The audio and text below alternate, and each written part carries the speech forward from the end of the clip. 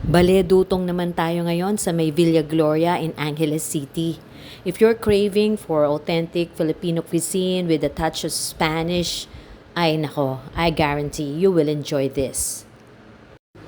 And because we wanted to taste everything, we ordered everything on the menu except for the chicken.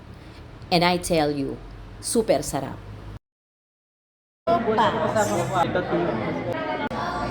Pilalo eh. Ano pa yung pomo? Ayun, ang pomo nga ako, sige. Alam mo yung Ay, soup yun eh. And this is Chef Artist Claude Tayag na hands-on talaga in preparing food. He even prepared special oysters on the house daw para matry namin. Thank you, Chef Claude. champignon. Ano nilagay? Yan ang pinaka-rice. We will serve.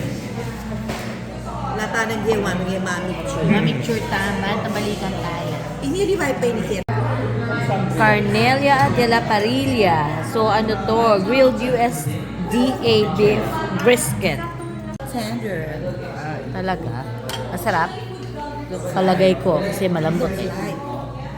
Now, serve na natin.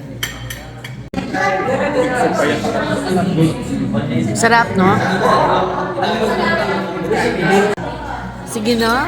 Tsaka yung sangria. Sige, please. Chinillo. Diyos ko.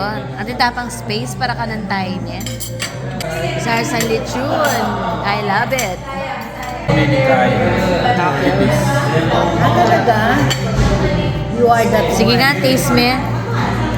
Wala, no? Ay, kung anong tempo ng beach. The best niya. Good. It's so good.